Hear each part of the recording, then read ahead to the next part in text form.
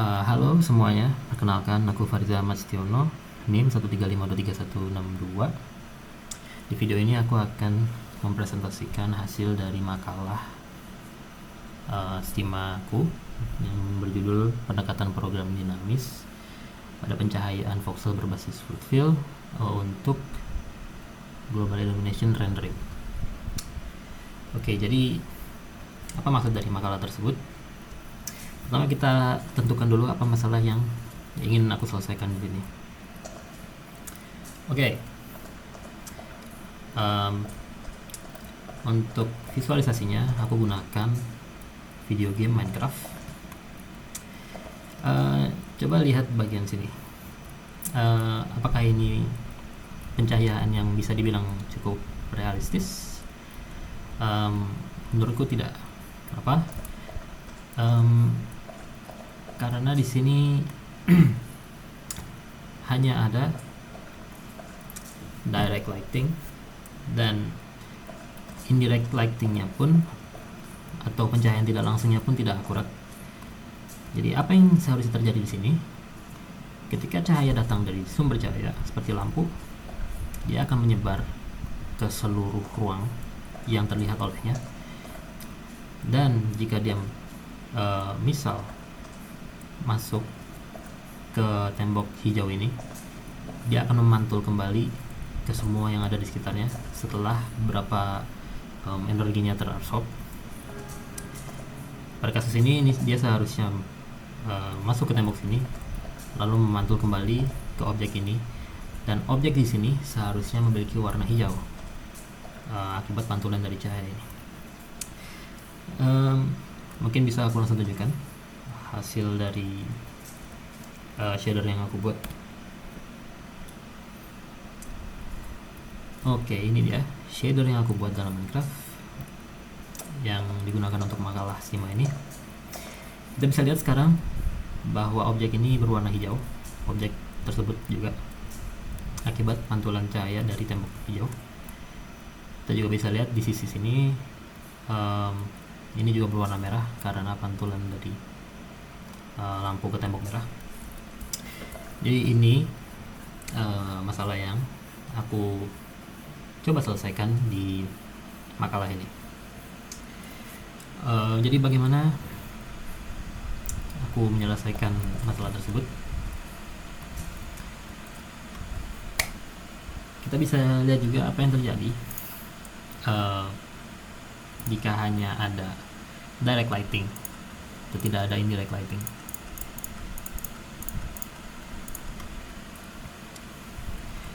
Oke, jadi ini yang terjadi jika hanya ada direct lighting. Hanya permukaan yang terlihat oleh sumber cahaya yang mendapatkan cahaya. Objek yang tidak terlihat langsung tidak akan mendapatkan cahaya, seperti bagian dari sini. Jadi apa yang biasanya dilakukan untuk mendapatkan global illumination adalah dengan meningkatkan parameter pantulan. Ada proses ray tracing atau path tracing. Nah, sekarang kita bisa lihat objek di sini mendapatkan warna hijau pantulan dari sini. Namun kita bisa lihat juga bahwa performa yang didapatkan menurun. Sekarang kita hanya ada di average 38 fps. Ini tentunya tidak terlalu bagus untuk kinerja real time. Jadi sekarang kita balikan kembali ke satu sampel dan kita nyalakan algoritma fluid field-nya. Dan ya, bisa dilihat ini masih satu sampel, satu pantulan. Hanya dengan menyalakan fluid field kita mendapatkan global illumination dengan indirect lighting. Oke. Aku bisa jelaskan bagaimana cara kerja algoritmanya. Pertama-tama kita akan merepresentasikan ruang yang ada, ruang 3 dimensi ini menjadi voxel. Kita tahu bahwa Minecraft memang sudah game berbasis voxel. Namun dalam shadernya kita tetap harus melakukan perubahan dari data-data vertex menjadi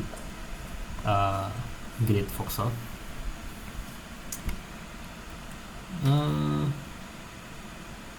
Mungkin aku bisa tunjukkan.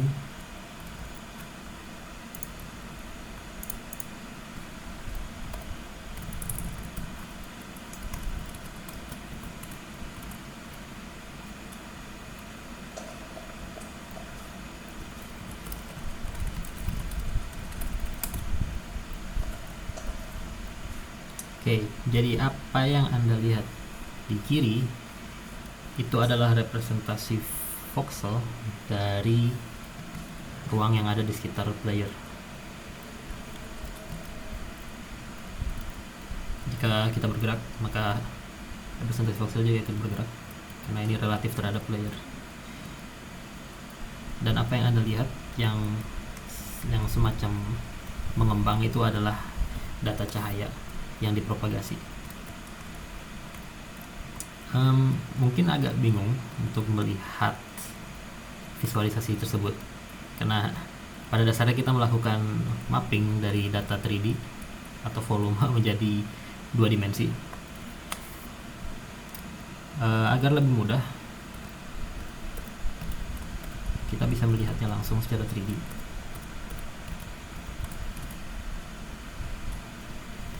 Oke, jadi ini visualisasi yang berbeda. Sekarang visualisasi ini dilakukan dalam ruang 3D. Jadi kita lihat objek-objek yang ada. Kita bisa melihat bahwa cahaya dipropagasi dari sumber cahaya.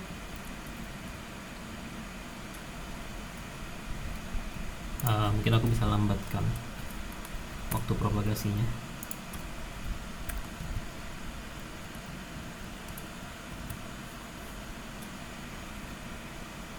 Nah, sekarang terlihat jelas. Ini adalah hasil dari algoritma fluid fill yang dilakukan dalam representasi ruang voxel.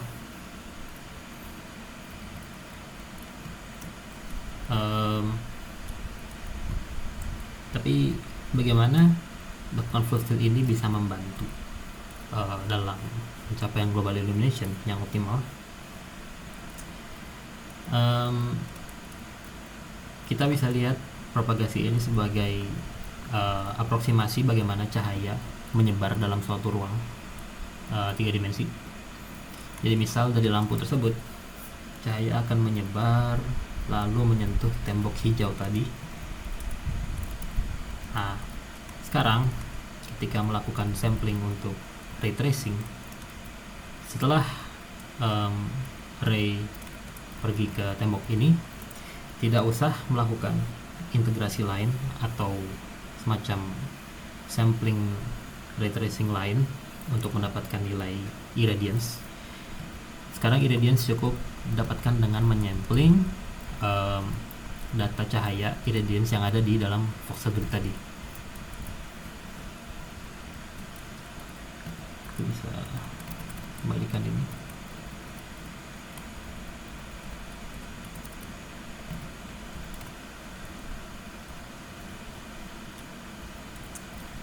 Untuk lebih mudahnya kita bisa melihat debug apa yang disampling dari tiap permukaan.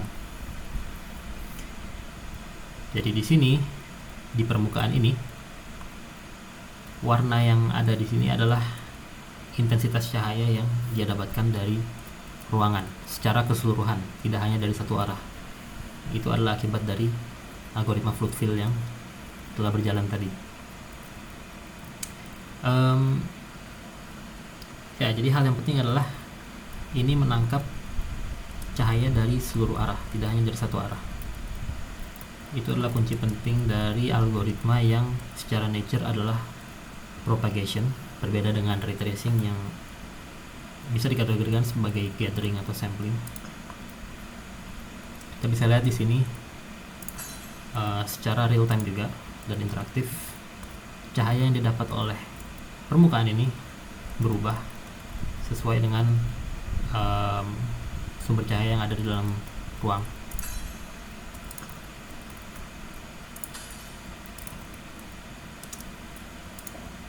tambahkan suatu penghalang juga, itu akan mempengaruhi jumlah cahaya yang didapat pada voxel ini, pada permukaan tersebut. Ya, jadi pada dasarnya algoritma ini akan menggantikan proses sampling ray tracing pada pantulan kedua dengan menyampling data cahaya yang ada pada irradiance voxel grid yang ada di permukaan tersebut. Ya, inilah hasilnya yang didapat dengan frame rate yang bisa dibilang cukup sama dengan tanpa algoritma ini dinyalakan. Kita dapat mencapai global illumination yang cukup meyakinkan dan stabil. Kita bisa jalan-jalan untuk melihat algoritma ini bekerja.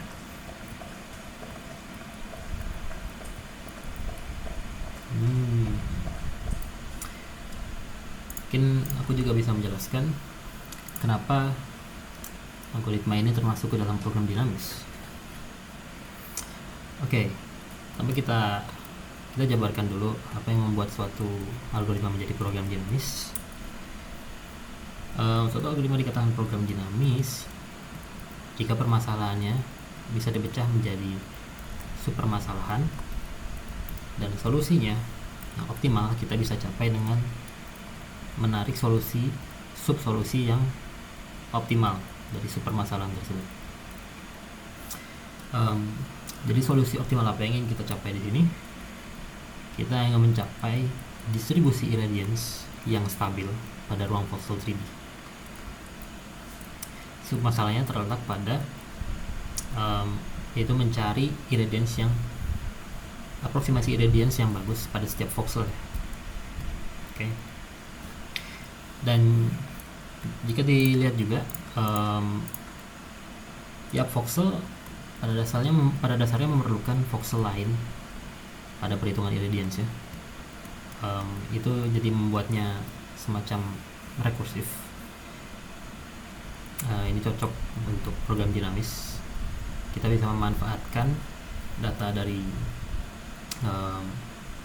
permasalahan lain untuk solusi dari permasalahan yang ada sekarang.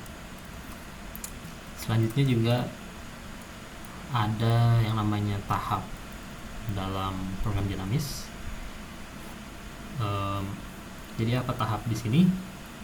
Kita bisa lihat yang di simulasi propagasi cahaya tadi. Kita bisa nyalakan lagi.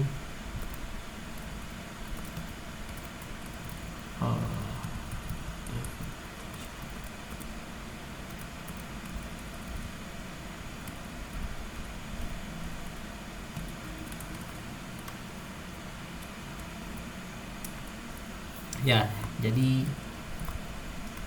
tahap-tahapnya terbagi ke dalam frame atau waktu dalam game. Tahap 1 atau tahap pertama itu adalah di mana cahaya hanya ada pada voxel sumber cahaya tersebut. Lalu di tahap berikutnya cahaya akan menyebar ke voxel di sekitarnya, di sekitar sumber cahaya tersebut. Lalu di tahap berikutnya voxel-voxel tersebut akan menyebarkan cahaya lagi ke sekitarnya, dan itu akan diulang secara terus-menerus hingga distribusi irradiance yang ada di dalam ruang menjadi konvergen dan stabil. Kita juga bisa menentukan bahwa program dinamis ini adalah program dinamis yang maju. Jadi kita mulai dari tahap 1 hingga tahap N yang tidak tentu. Ya, lalu untuk selanjutnya ada juga status dalam program dinamis. Untuk permasalahan ini statusnya adalah nilai irradiance yang disimpan pada tiap voxel. Itulah yang dipertahankan dan dicari nilai optimalnya. Jadi itu kenapa algoritma ini bisa disebut sebagai program dinamis.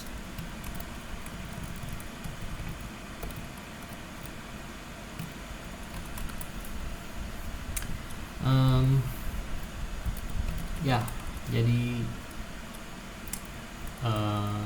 cukup sekian saya rasa hasil representasi dari makalahku yang aku buat. Mohon maaf jika ada kesalahan kata. Terima kasih, sampai jumpa.